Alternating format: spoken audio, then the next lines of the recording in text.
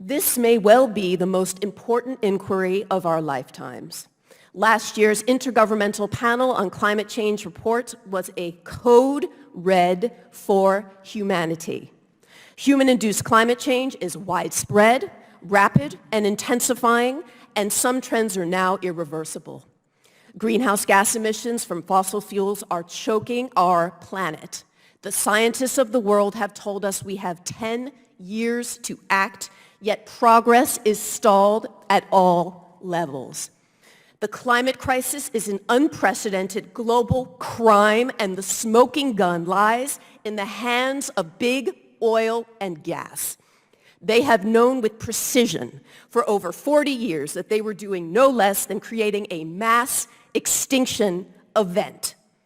As over 20 pending lawsuits by U.S. states and cities now attest, the response from the oil and gas industry was to hide the truth in a coordinated and well-financed big tobacco-style misinformation campaign. All the while, the emissions during the last decade have been higher than at any time in human history. The only way to achieve the goals of the Paris Agreement and limit global warming to 1.5 degrees C is to rein in big oil and gas.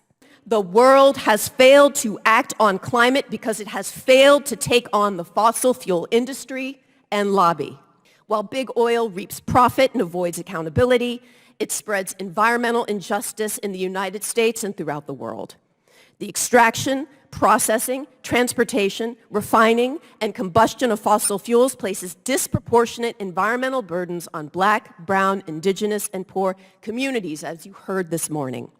Those impacts include exposure to significant health hazards, eviction from and desecration of ancestral lands, including my own family in Alabama, fires, explosions, industrial accidents, and loss of subsistence fishing and human rights. This is systemic fossil fuel racism.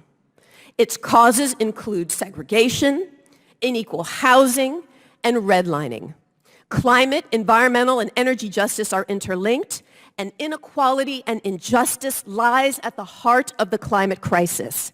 There is only one way out. We must phase out fossil fuels. This is the most decisive decade in human history.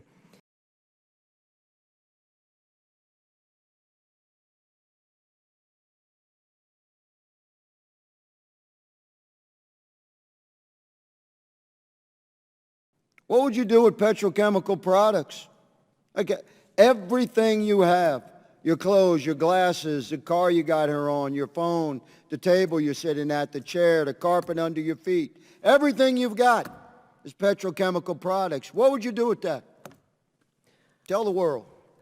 If I had that power in the world, actually, I don't need that power, because what I would do is ask you, sir, from Louisiana. I'm giving you the power. You're presenting, to search it's impossible you, sir, what from you're Louisiana, to search your heart. You've got no answer, do you, young lady, about what to do with petrochemical products, so I'll move on. What are you going to do with ocean-going vessels? What do you do with the maritime industry?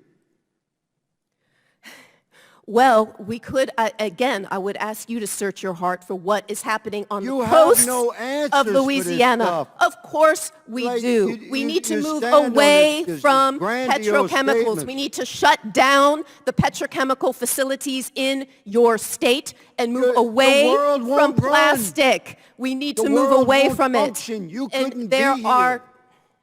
It's insane.